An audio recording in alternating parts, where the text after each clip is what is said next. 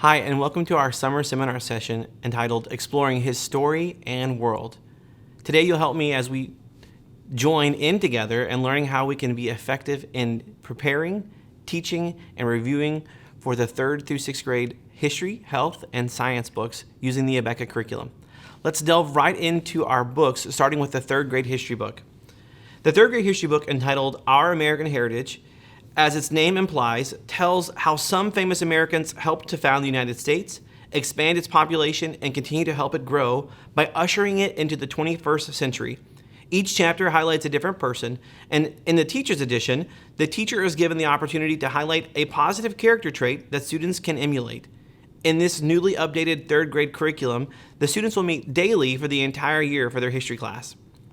The 4th grade history book, entitled The History of the United States, seeks to help the students develop a deeper understanding and appreciation for the founding of the United States. It focuses on showing how God led explorers and settlers to this new land. Many important events throughout the United States history are highlighted in this book. The 5th grade book is entitled Old World History.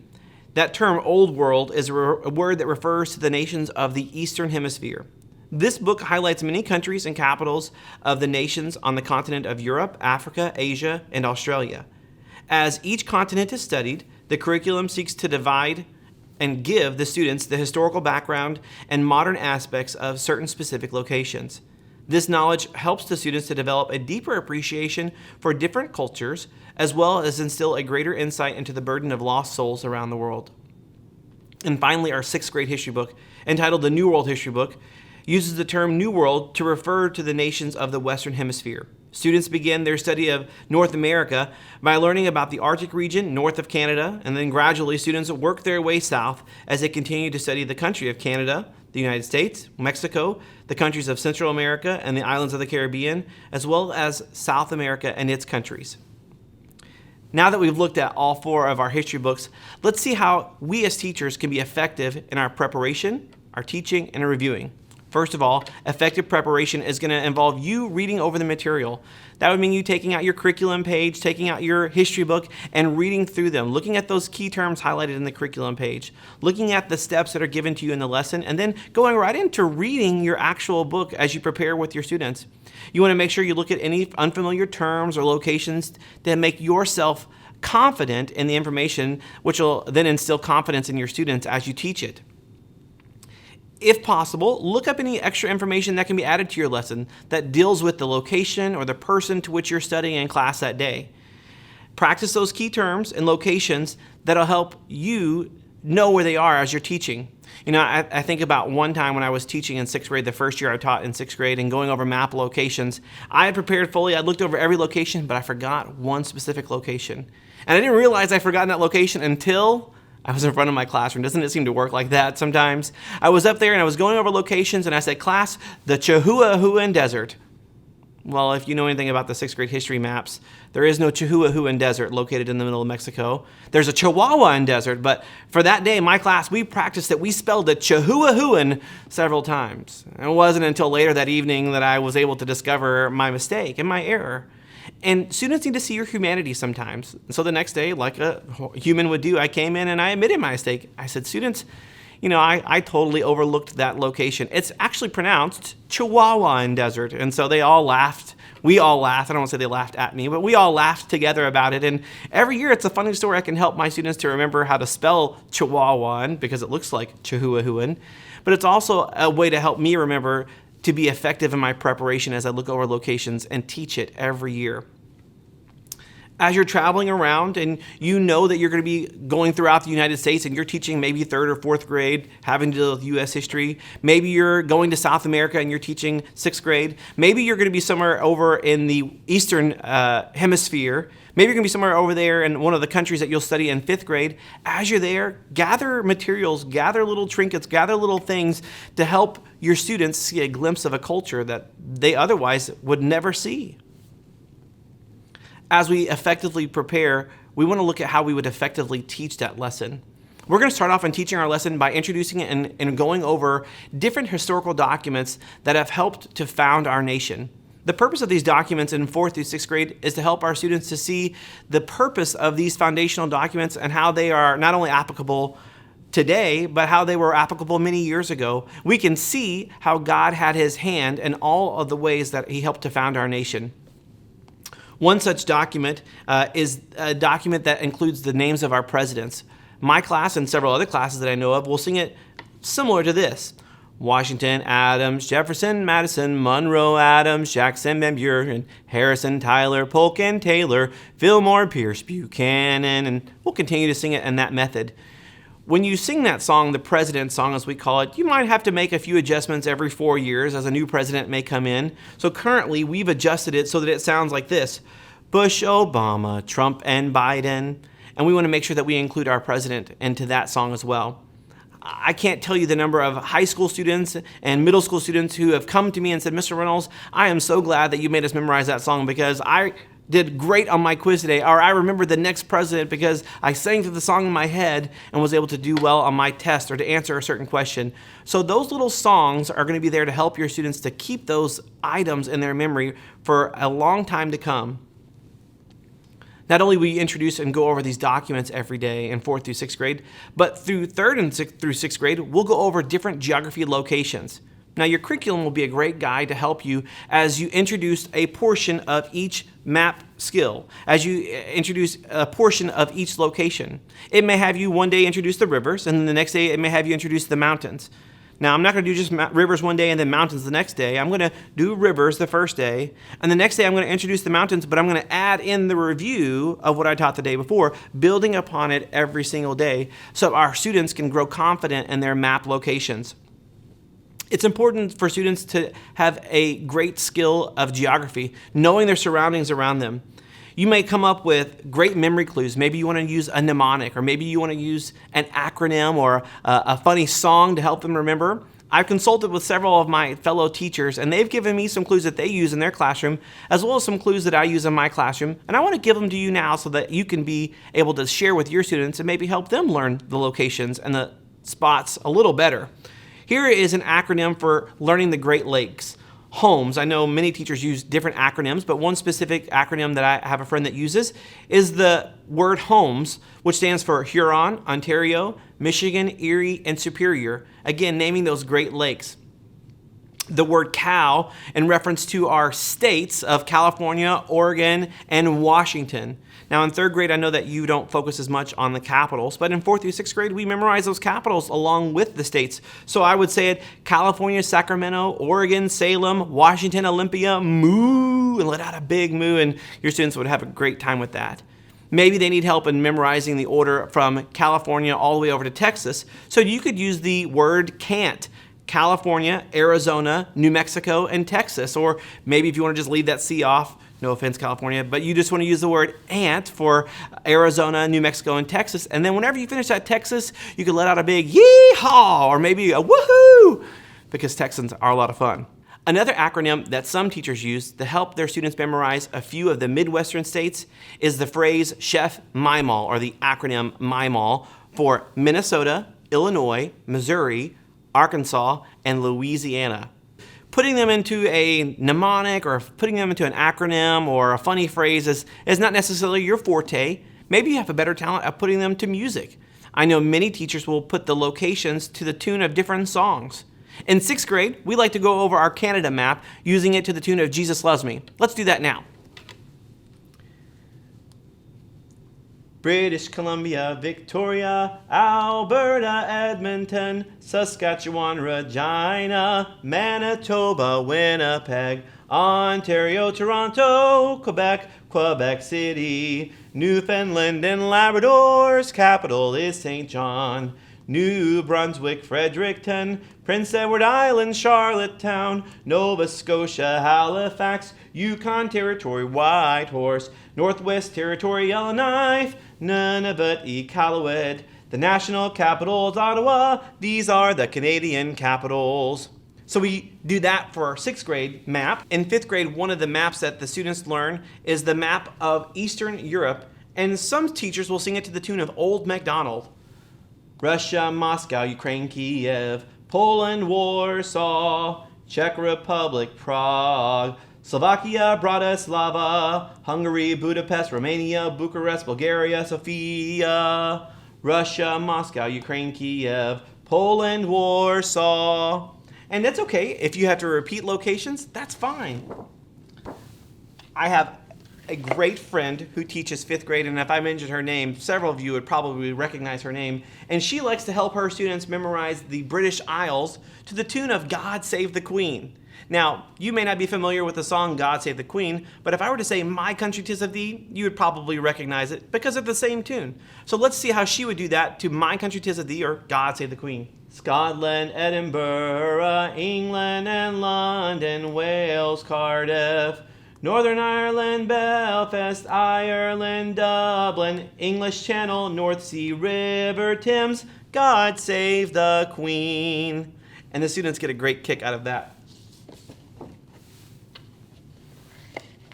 Throughout 3rd through 6th grade, we all study the continents and oceans of the world. And so this would be a great song to be able to use in 3rd through 6th grade, again to the tune of Jesus Loves Me.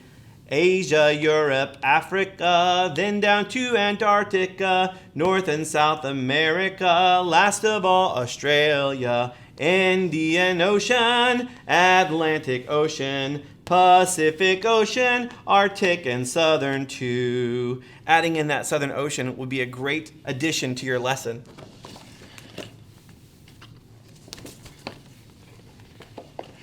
Now you may notice I didn't do a song for 4th grade. We'll get to that in a minute when we hear Mrs. McQueen, and she teaches her students how to use a song to figure out the locations in her North American map. Before we get to her example, we want to make sure that when you're teaching your students these locations, feel free to look up any current events that are happening in the news. If you're studying about Mesopotamia and you're looking at the Euphrates River and the Tigris rivers, that's over in the Middle East. Maybe you can share with them some information of what's going on in the Middle East today in class. Maybe you're studying Brazil and South America, and there's some information that your students could benefit from knowing about the Amazon River Basin or the Amazon forest. Feel free to share that information as you're teaching your students each day. Now, let's look at Mrs. McQueen's class as they look at Lesson 9 in their history books. You're going to see how she creatively goes over her American's Creed document, and then she'll segue right into her maps song as she goes over the North American map for her 4th grade students. All right, class, let's start history this morning by saying the American's Creed. Stand with me and turn to page 250.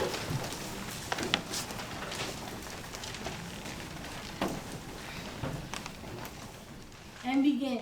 The American's Creed. I believe in the United States of America as a government of the people, by the people, for the people, whose just powers are derived from the consent of the governed, a democracy in a republic, a sovereign nation of many sovereign states, a perfect union, one and inseparable, established upon those principles of freedom, equality, justice, and humanity, for which American patriots sacrificed their lives and fortunes.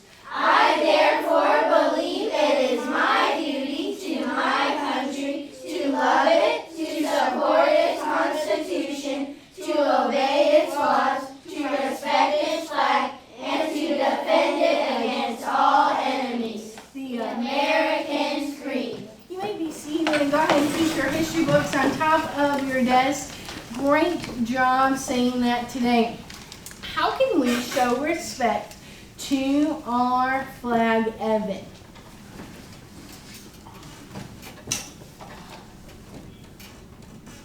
Well, let's see. Delia, can you help him out?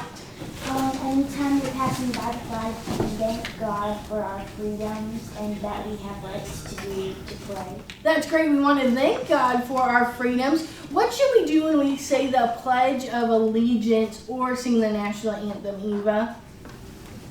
Put our head on our heart and say it respectfully. Well done.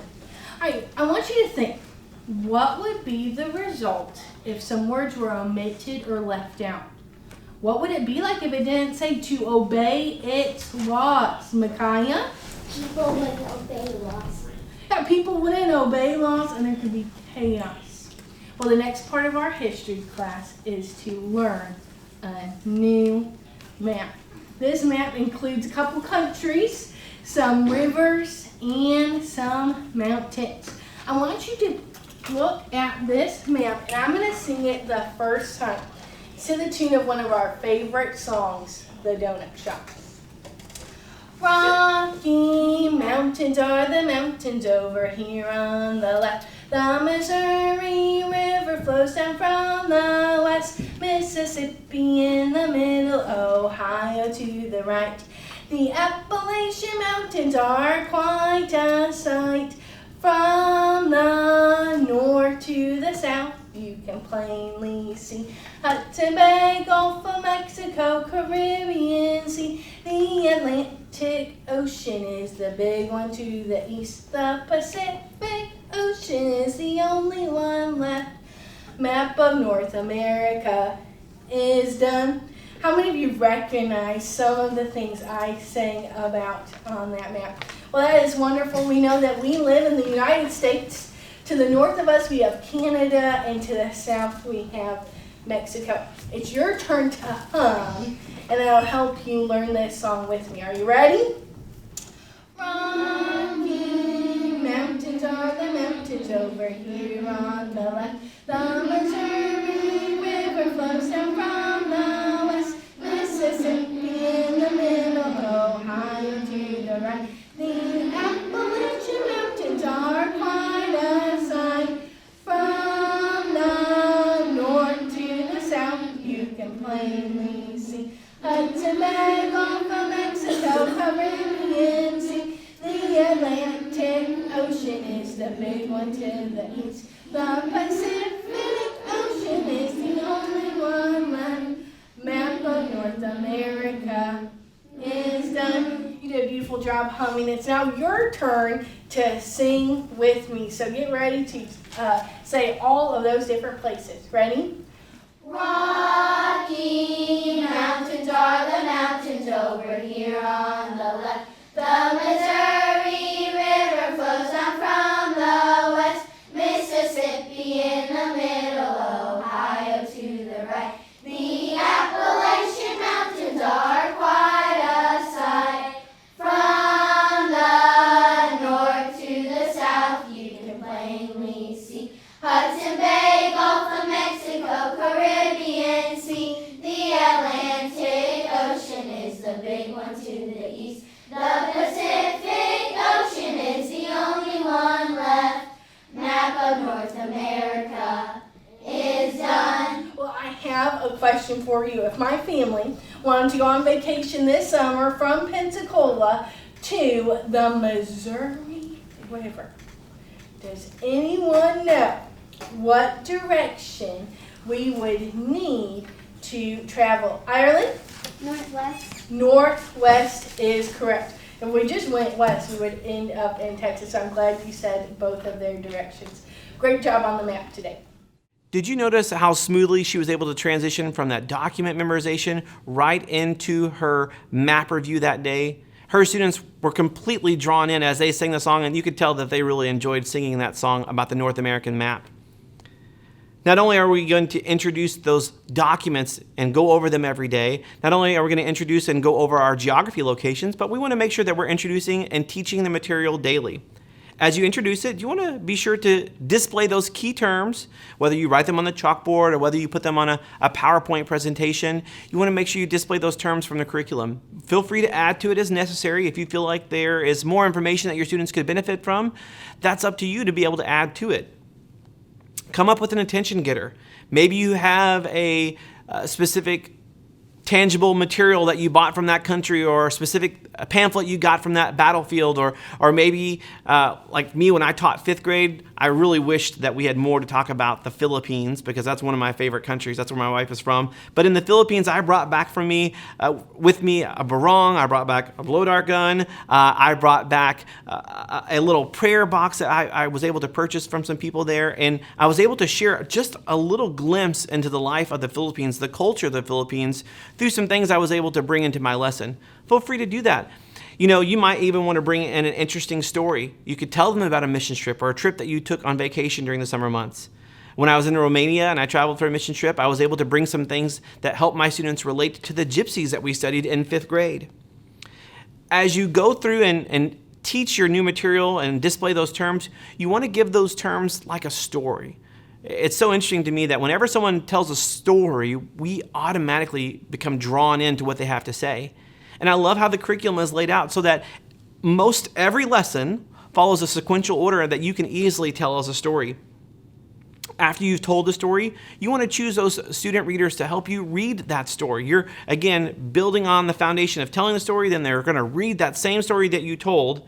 And as you're reading through it, feel free to add into it biblical integration.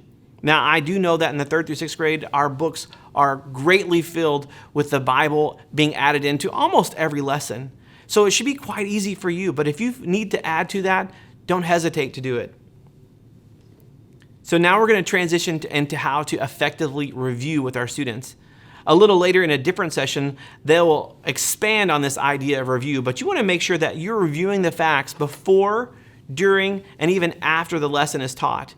I love to eat, and I love to eat hamburgers, and a good hamburger is sandwiched between 2 buns, and there have been times where I've tried to eat a little bit healthier, and I did without the bun, and I ate it with some lettuce.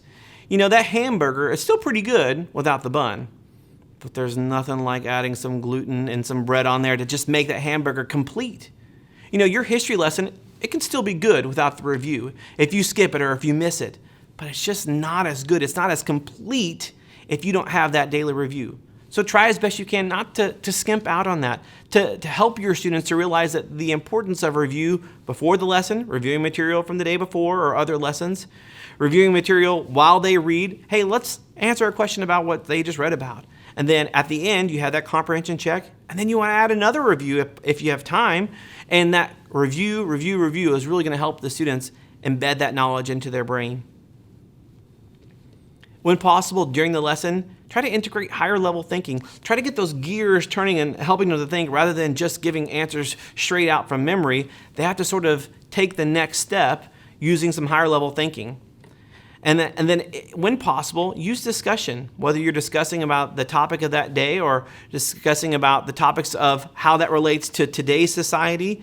Use discussion when possible. Let's look at some examples from our 3rd through 6th grade books. First of all, we see an example here from a chapter checkup that simply asks the students, what became the most important language during this time period? Well, that would be a very quick and easy answer, this language. But it goes even deeper in asking, why is it important? You may ask 5 students, why was that language important? And you might get 5 different close or exact answers. And so that's great. We're encouraging discussion when possible. And the next example we see from a comprehension check, it says to describe the effects of the Great Awakening and what they had on the American culture or the American colonies. Again, this is one of those, as a teacher, you can open up different pathways. What were the effects politically? What were the effects economically? What were the effects in the church? What were the effects outside of the church? What were the effects socially? What were the effects on the younger people? What were the effects on the older people? There are so many aspects that you as a teacher can help guide your students to and to help them think on a broader plane. In this example from the 3rd grade book, the section quite literally tells them stop and think. It wants them to take a pause.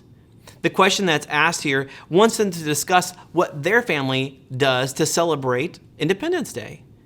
Your students really love to grow closer with you, and you love to learn more about your students. Here's an opportunity that you can stop, have a little bit of a class discussion, and get some feedback from them. How do they celebrate holidays? How do they celebrate Thanksgiving or other specific holidays that their family celebrates?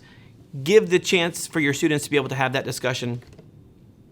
In 4th grade, our History of the United States book, we have a comprehension check question. It says this: why were the discoveries of the Grand Canyon and the Mississippi River not especially exciting to the Spanish explorers? The discovery of the Mississippi River and the Grand Canyon are probably not going to be extremely exciting to your 4th graders. And they could probably relate to the Spanish explorers in that sense. But help them to realize that the explorers weren't looking for water. They weren't looking for a big hole in the ground. They were looking for one thing, that was gold. And get them excited about what the explorers were excited about. The next example we see from the 5th grade comprehension check says, why was the Magna Carta important? If you know a little bit about your English history, this document signed in England essentially made it so that the king was subject to the laws of the land. In creating a bridge, you want to connect it to today and ask your students, what today is a document in our government, in our nation, that makes sure that the president, the governors, the senators, the congressmen, everyone around us, everyone is subject to the laws of the land. What document do we have? Oh, well, that's the Constitution. Help them to make that connection and to see the importance of those documents that our forefathers helped to create. In the 6th grade book, we see in this comprehension check, it asks them the question, what can we learn from General Stonewall Jackson and his Christian testimony? What a great opportunity for you to pause and emphasize the importance of having a godly Christian testimony. There are going to be people out there watching your students. There are going to be people out there looking to see how they react to situations. There are going to be people seeing how they react on the sports field or in the gymnasium. So you want to remind your students, just like General Jackson's testimony was important, your testimony is still important today. As we continue to help our students effectively learn through the use of enrichment activities, you want to know that in 3rd grade, there aren't any long-term projects for them to work on, but they have a chance to learn much through the enrichment activities that they can participate in with their teachers and the class at the back of their book throughout the entire year. In 4th grade, they get their very first project, and that is the My State Notebook. This is their first research project, and you want to know that it helps to develop the skills of putting a project together, following detailed instruction, and keeping up with due dates. In 5th grade and 6th grade, the students get to participate in what we call a current event, along with other projects throughout the year. This current event allows them to select an article of an event happening currently, and then they take an index card and fill it out in the pattern that you see here, giving their name, the source, the topic for which they would choose, whether you have the topics we choose, state, local, national, or international. And then they give 3 important facts in their own words. Take it a step further and have your students show support of their article from the Bible. Have them select a Bible verse and say, how does the Bible support this article? Or what does the Bible say in regards to how this article is wrong or the people in this situation are wrong? Help them to see the things in society through the lens of the Bible. In our next clip, we'll see Mrs. Howard show us an example from Lesson 99. Again, you'll notice how she gives a little bit of review from the day before to remind her students what they talked about. And then she draws them right in as she talks about Julius Caesar, and she introduces a lesson to get them interested in what they're about to study. She does different things to capture their attention by doing different facial expressions and doing different volumes of her voice. Mrs. Howard does a great job. The largest mountain system in Europe. Around? Very good. Peninsula on which Rome is located. Megan P. Apennine. And the island located at the toe of Italy's boot. Justice? Sicily. You're exactly correct. Hey, I have a question for you. Have you ever been challenged and somebody said, oh, I don't think you could do that? Maybe it was a brother or your best friend and they said, you can't jump over that chair. And whether or not you could, you thought, I certainly can. Well, there's a man in history that we're going to talk about today that started in the area of Rome and was told he couldn't do something. And he was faced with a choice, to prove to them, oh yes I can, or to listen to the authorities. But based on his choice, an entire country might choose to desert him. That man was a man by the name of Julius Caesar, and he really is why Rome was able to conquer so much. Do you remember the Roman leaders? They had consuls. One was elected, or 2 were elected, and they would rule for about a year. Julius Caesar was one of those consuls, and at the end of his year of reigning or ruling, the people really liked him. He listened to what the people wanted, he listened to what they needed, and he really helped the people around him. So Julius Caesar thought, I can do more with this position that I've been given. I can really help my country to grow, help my people to prosper. And so he looked at the surrounding areas, places like Gaul, remember like modern day France. He looked at the surrounding areas, the rest of Italy, and thought, we can conquer this land. And he began to conquer the areas around him, and you know what? He was good at it. The Roman citizens absolutely adored Julius Caesar. He was good at conquering land. He was making them a great nation. He was giving them wealth and prosperity, and the Roman citizens adored Julius Caesar. I said the Roman citizens, they adored Julius Caesar. He was so daring. He even crossed the English Channel to invade Britain not once, but twice. He was daring. He didn't care what the rest of the world thought. He was just excited about being in his country, about supporting his people. The Roman citizens loved him, but the government officials back in Rome did not like him. There was one man in particular who was a little bit grumpy, if you will. His name was Pompey, Pompey was grumpy. And he was grumpy because he looked at Julius Caesar and all the fame that Julius Caesar had, and he wanted it for himself. He was not concerned with glorifying the Lord. He was not concerned with the verse that promises us when we humble ourselves, then we can be exalted. Instead, he looked at all this fame that Julius Caesar had, and he thought, I deserve that. I'm in charge too. And so you know what he did? He told some men on the Senate, you go talk to Julius Caesar and tell him to stop doing what the people love. Stop conquering that land. Send his entire army home. So then Julius Caesar is faced with this choice. He was at a particular location. That location was called the Rubicon River. Listen, then repeat. Rubicon River. Rubicon River. He was at this Rubicon River, and these men greet him and say, you need to stop it. You need to send your army home. And Julius Caesar was faced with a difficult choice. He could continue conquering land for his country.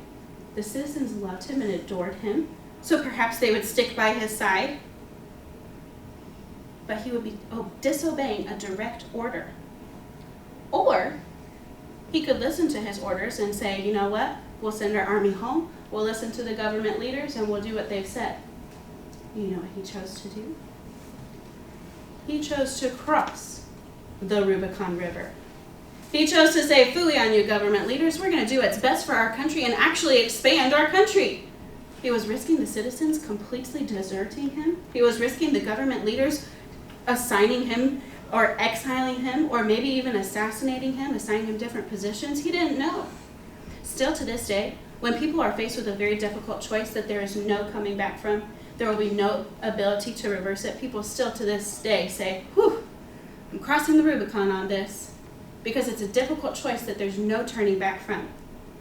He chose to cross the Rubicon River, and the people followed him. He eventually even became a ruler with complete control. We know a ruler is with complete control, and they are called a dictator. Now, when we hear the word dictator, we think, bad, no good. Citizens have no control. People like Adolf Hitler were dictators. But Julius Caesar was actually a good dictator. He still listened to the people. He still wanted what was best for him, but he had complete control. The citizens didn't really have a say in what he chose to do. So he was a dictator for about 5 years. The citizens loved him, but there were still people in the Senate that really disliked him, so much so that people in the Senate plotted on how to get rid of Julius Caesar. They even murdered him. He was killed because the people loved him so much. Well, when he was killed, there were 2 men that could take his position. There was a man by the name of Mark Antony. Listen, I repeat. Mark Antony. Mark Antony. Mark Antony was his closest friend. Mark Antony stepped up to the plate and said, I can take this responsibility. I will help lead Rome and help the people understand what Julius Caesar wanted. I was good friends with him. I'm sure he would want me to take this position. But there was another man by the name of Octavian. Octavian was actually the one who Julius Caesar had told to take over. He was his grandnephew. He actually was part of Julius Caesar's family. So there's all these problems. Who are we going to follow? Are we going to follow Julius Caesar's closest friend? Are we going to follow the man that says Julius Caesar wanted him to be the next ruler? And there's all these problems. But do you think they have problems? There's an entire city with even greater problems than that. Even before Julius Caesar started to conquer the land, there was an entire city that's spelled kind of weird. So listen to how we say it. Pompeii. Pompeii. This entire city was built on the side of a mountain. So you think, oh, beautiful views? No. This mountain that they had their entire city built on the side of was Mount Vesuvius, a volcano. This volcano erupted and completely destroyed the city. But the way it was destroyed actually preserved some things that we can learn a lot about it. Hey, open your history books and let's read about both Pompeii and Julius Caesar. Page 177. I loved her facial expressions, didn't you? I love the extra little pieces of information that Mrs. Howard even added into the lesson. Did you catch her quick biblical integration she had in there about remaining humble? What a great reminder she had for her students. So we've looked at the history books in 3rd through 6th grade. Let's get right into our science books. Our science curriculum is taught from a perspective that God created everything around us. Not only that, he created it in 7 literal 24-hour days. And the purpose to which he created those things that we see all around us was simply to give him glory. Let's look at each individual book. In 3rd grade, Exploring God's World is the title of our science book. Students learn about the first 6 days of creation, with each chapter in this science book delving deeper into each day of creation. And then in fourth grade, the students develop a knowledge of animals in the air, on land, and in water, as well as learning parts of chemistry through their book entitled Understanding God's World. The fifth grade book, Investigating God's World, helps the students build on their knowledge of insects and plants and mammals. And the fifth graders, they even get to learn about the study of geology, astronomy, and the weather. The sixth grade book is entitled Observing God's World. Students here will learn more about the science of biology as they study the structure of plants and animals. They will continue to widen their knowledge of geology and outer space. They've learned a few terms about chemistry, but the sixth grade science book helps the students to have a greater appreciation for the complexities of such a unique field of study. Effective preparation is going to be used as well in our science lessons. Again, you want to read over the material, study those concepts. Some of those concepts may be unfamiliar to you, or maybe you've not looked at those concepts in quite a few years. I can't help but think about the sixth grade book when we get to chapter 6, studying chemistry. It's probably been a while since you've had high school or maybe even college chemistry. So you might have to take a few more minutes to study that material and be more confident in it so that you can adequately share that information and break it down for your students so that they in turn can understand. If necessary, find topics or different videos that help you to learn, maybe even would be able to help your students learn by adding them into your lesson. As you effectively teach the lesson, similar to history, you would introduce those key terms every day. But one of the ways that it's different in science is it's not told as a story. The science lessons are taught through logical explanation. That is, you're logically thinking through and talking about and discussing each point of the reading that they have. As you preview through that new material, you want to make sure that you're looking through the charts and flashcards that you would use. Again, I've been able to consult some of my fellow teachers in 3rd through 6th grade to get some helpful hints to help their students be able to remember some of the key terms and phrases. So here are some acronyms and some mnemonics that you may be able to use in your own classroom. For example, in memorizing the planets, my very energetic mother just served us nachos. A lot of my things involve food, obviously. But this helps us to remember Mercury, Venus, Earth, Mars, Jupiter, Saturn, Uranus, Neptune, that order of the planets through a silly mnemonic like my mother served us nachos. Another acronym that I will use in my classroom, especially when I'm teaching the phases of the moon, is the acronym DOC, or DOC. And I say, remember, DOC. When I think about the phases of the moon, we look at our chart. It kind of goes in a pattern like this, and it goes from a new moon. And the first quarter moon, the white half of the moon makes the shape of a letter D. And so we remember D is first quarter moon. When it moves into the full moon phase, the entire moon, that half of the moon is shown. And so they forms the letter O. And then when it moves into the third quarter phase, the white portion of the moon forms the letter C. So we get the letters D, O, C. And I'll be quite honest with you. There are times that I'll even go outside at night, especially during the winter months, and look up and think, oh, that's the first quarter, or it's going into the third quarter moon. So not only can it help your students, but it can even help you to be able to be more confident in your knowledge of the information that you teach. When possible, try to use demonstration in your class to enhance the science lesson. You've been able to show them or talk to them about what a single-celled amoeba is or what a single-celled organism is. But you know what? You may not be able to bring in a microscope and a lens and be able to show them and project it up to the screen for them to be able to see. But you can look up a quick video of 15, 20, 30 seconds and show them how complex this single-cell organism is. And again, explain to them how God, the master creator, was able to design something so small, yet something so unique. And remind them of God's love for not only the small insect, this small cell, but his love for them. After you've drawn in their attention, you've introduced those key terms, you want to make sure that you're using your student readers daily. As you go through that information, you want to make sure that you clear up any unfamiliar terms or phrases or complicated words. You might see some terms that are in Latin. Feel free that when you're writing in your curriculum or maybe writing it in your TE or maybe you even write it into your presentation, I sometimes will put my own pronunciation guide to help me as I'm practicing and preparing each lesson to remember how to correctly pronunciate. I'll use that in history and in science. I'll put in my own pronunciation to help me. And again, I love how the curriculum seamlessly integrates biblical perspective into almost every single lesson. You could look through any one of our science books, 3rd through 6th grade, and see how constantly we are pointing our students toward God. As I mentioned, you want to demonstrate when possible. You want to show the video, or you can put the demonstration there in class. You know, some of the demonstrations in 3rd through 6th grade, there are quite a few, and it's okay if you don't do all of them.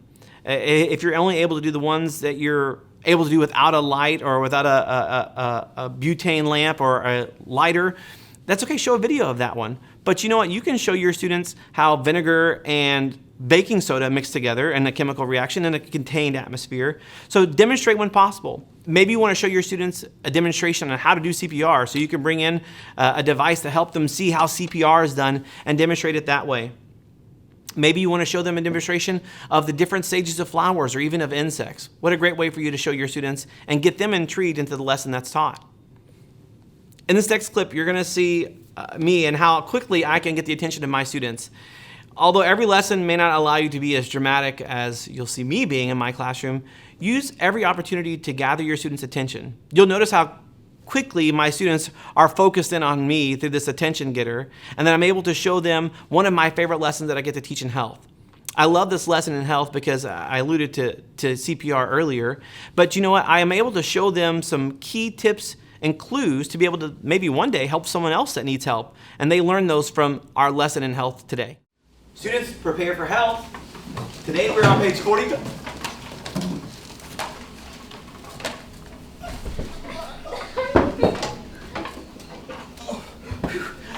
I'm okay. I know you're scared, I know you're nervous, but how many of you thought I was? Choking. Yeah, I was choking. Today we're going to talk about what would you do if you saw someone choking. What would you do? How would you react if you were choking? We're going to figure out what things you should do in those instances. You know, I fell on the floor, and most likely, I was still cognizant, but most likely if I was out of consciousness, I would have probably hit my head on the floor and I would have a splitting headache when I woke up. There are different types of injuries that can happen when you hit your head on the floor. One injury that can occur with a scalp injury or a brain injury is called a concussion. Another injury is called contusion. I might get a scrape or a cut. If you get a scrape or a cut on your head, you want to make sure you apply pressure to it like we've learned about with our other wound care. Apply pressure, and you might need a bandage, or you might need to go to the doctor's office depending on how big the cut may be. Call for medical help if necessary. As I mentioned, there are two types of brain injuries that we're going to look at in our reading today. One is called a concussion. One is called a contusion. The two differences, the main differences between those two is that a concussion is a jostling of the brain. It doesn't cause a whole lot of damage, but just a moving of the brain inside the skull can cause a concussion. A contusion is when you have multiple concussions and it actually causes a bruise on your brain. How many of you have ever gotten a bruise on your arm or your leg? Yeah, those things hurt. Well, you can't necessarily push the bruise on your brain, but if you were to have multiple jostlings, maybe if you play football, or if you were in a pretty severe car accident, or maybe you're in a really bad bike accident, you could have multiple brain injuries. That can result in a contusion and really cause harm to your brain. It could cause unconsciousness where you wouldn't be awake anymore, and it could even cause a clear or reddish fluid to come, unfortunately, maybe out of your nose or out of your mouth. So if you were to fall and hit your head, that would help you to know how serious the injury is. If you've got maybe a nosebleed or maybe an ear bleed, that's not normal, unless of course you hit your nose. But if you had just hit your head and you get a little bit of a reddish fluid coming out of there, you want to go to the doctor right away. That indicates a brain injury. You know, if you were to start choking on food, research has shown that most people choke on food because they are laughing. Isn't that kind of interesting? Most people, they choke on and they laugh because you're trying to swallow food down and air at the same time. So it's okay to tell jokes and to have a good time at your meals, but make sure you swallow your food first and then tell a good joke and have everyone roaring out loud. If you were to find someone who is unconscious, you know, I've had CPR training. I know maybe you've had parents in here that have had CPR training. There are things that they teach you in order to help someone. One of the first things that they do is to tell you to get help. Now, in here, you probably can't go call 911 in our classroom. Who do you think you should go and get if I were to fall unconscious in the room? Yes, ma'am. You would get the principal or an officer? That's right. You would run down to our principal's office. You would maybe run next door to our teacher next door, and you would get them to get help. if you were in public, you would probably want to call 911 first, or have someone else, hey, you, go call 911, and you would assign them that job of getting help there. If someone is not breathing, you want to make sure you look for an open airway first. If they're lying on the ground and you can safely roll them onto their back, you want to make sure you look into their throat. See if there's something blocking the way. You might be able to just pick that chunk of steak out of their mouth. Not that you necessarily want to, but hey, it could save their life. You could pull that piece of meat out and let them breathe again. Maybe you look down and you don't see a clear passageway. Then you might want to give them what's called a rescue breath or use rescue breathing. Now, people have become much more cautious about helping people, especially in this time of a pandemic that's going on. You don't necessarily want to breathe down someone's mouth or have them breathe into you, but when it comes to life or death, saving someone's life, you want to make sure you do all that you can to help them. So you look, you see if you can find something, you can't find anything, so then you give them what's called a rescue breath. You give them a deep breath down in their lungs. Once you've tilted their head, lifted their chin, you want to look down there again. Do you see anything else? Has their chest begun to rise, or their stomach begun to rise, or is it still? If you need to, you may continue with using compressions.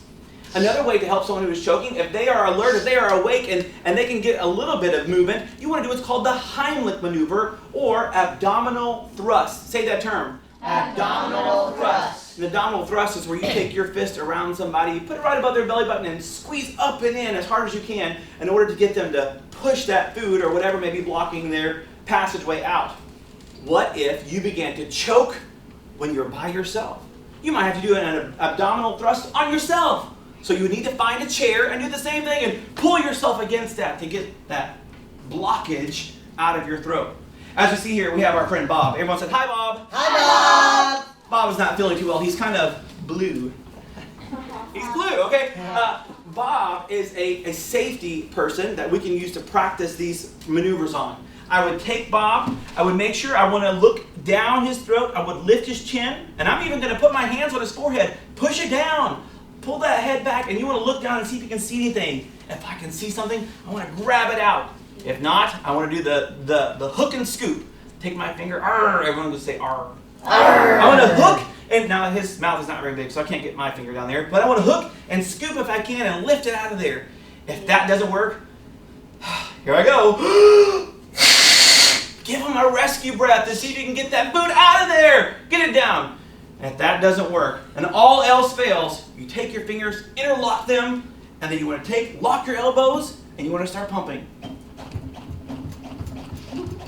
In order to give him what we call CPR. Now again, there should be other steps that you follow before you do any of these things. First thing you want to do is to Get help. get help.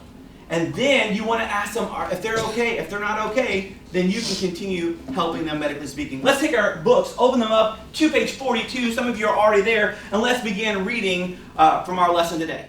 Although every lesson can't be filled with you pretending to pass out on the ground or to have some emergency, think of ways that you can draw your students' attention, whether it's asking a rhetorical question, whether it's telling a story. Draw your students in through those attention getters. They can add a variety of ways. You know, the curriculum does a really great job of embedding really rich questions throughout the reading. So you can even use some of those questions to help your students think about the information they're going to be learning about. As we continue on into effective review, I want to remind you, you want to review before, during, and after the lesson, similar to history. You want to have that completed sandwich, that completed lesson, so the students can get complete fulfillment out of the lesson you've prepared for them. Integrate those higher level questions into the lesson. You know, it's probably going to be difficult for you, whether it's in science or history, to ask higher level, deeper thinking questions before the lesson, because you're going to ask typically a quick review. You want quick answers and move through that. And at the end, when you're playing a review game, you may not have as much time. But during that lesson, take the time. Pause, help them to see the importance of not just giving a straight answer, but to think through the answers that they're giving. And then, as was mentioned before, use discussion when possible. We're going to look at an example in our pages from the book here in a moment of where discussion is prompted by the questions that are given right there in the book. Let's look at the example we see from the third grade history book, Exploring God's World. You see we've zoomed in and looked at this chart here at the bottom. Let's look at the questions that it asks the students. What are the producers? Can you name the consumers? And which animals are top predators.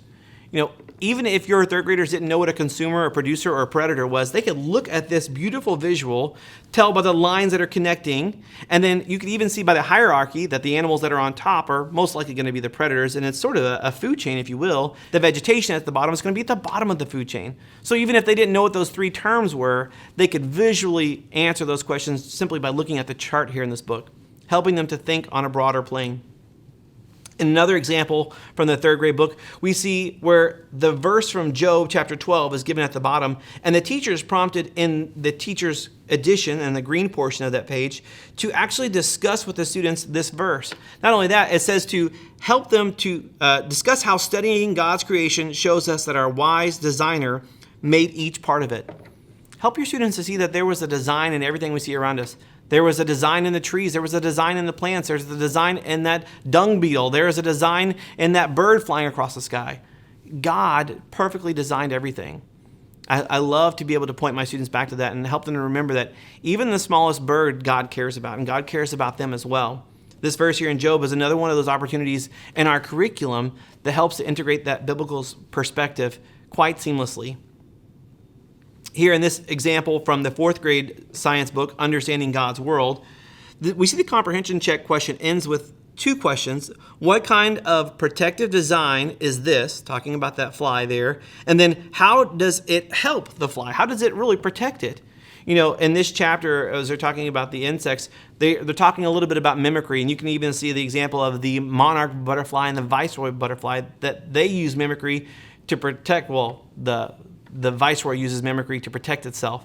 And we see again that God had a specific design in mind to be able to help these animals be protected and to look like something more dangerous or look like something that doesn't taste as good.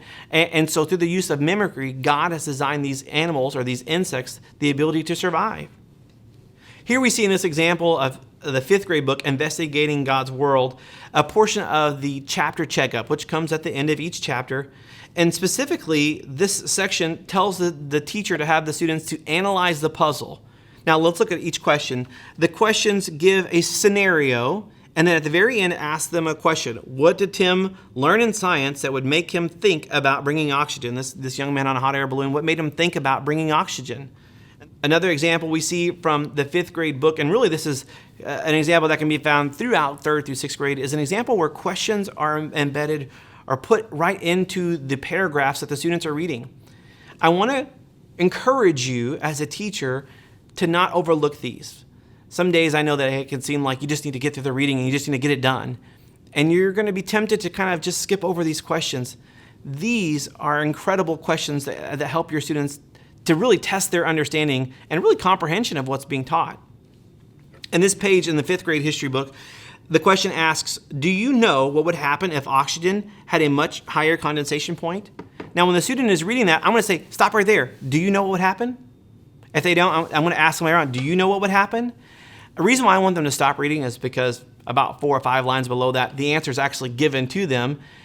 And if you're not careful and you don't pause, then you'll miss a great opportunity to be able to, again, help your students to think about the material that's being taught.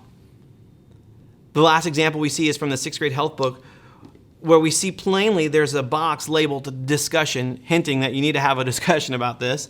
But how does tissue fluid give first aid within the body? That tissue fluid was designed by God to protect and help preserve the human body. Again, you can think of ways to discuss that. What are other ways in the world around us that we see that God has designed something to protect itself? What are animals? What are insects? What are plants that we see that God has designed them to protect themselves? And what a great and mighty creator we have. Continuing with effective learning, we look at some of our projects that we have in the science classes. You want to know that the projects that we do are used to help students to discern truth in research, whether they're discerning between creation or evolution, whether they want to make sure that when they see millions of years in a secular source, why they want to know that that's wrong. Have them evaluate and defend their reason when the secular source is incorrect or not as accurate as possible. In the third grade, the students had the opportunity to begin with their animal notebook. This is a fun opportunity for them to research about their classification of animals, the organization of information, and it introduces them to the skill of writing a report for the first time. One of the great things about this project, though, is that all of the information needed in their reports that they get to write is in their science and their animal notebooks. In 4th through 6th grade, students can participate in writing a space report or astronomy report or even their bird report, and they can even participate by creating some poster projects through the mammal poster or the tree poster. In this example from the 6th grade book, we see how clearly the curriculum lays out for students to make their project, their poster, and then we even see some examples of mammal posters and tree posters on this page from the book.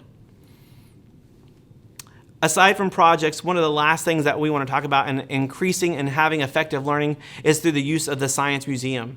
You want to make sure that you try to set up somewhere in your room a little corner, a little space that's set aside for demonstrations, for observations, because some experiments, as you know, are not going to be done in a very quick manner, and they might take a few days or a few weeks. And so set aside an area of your room to have a science museum where students can observe those things. I think about there's a demonstration in 3rd grade in observing the red blood cell, or maybe you want to make a volcano with your students out of a silly putty or clay and show them that chemical reaction and how a volcano erupts.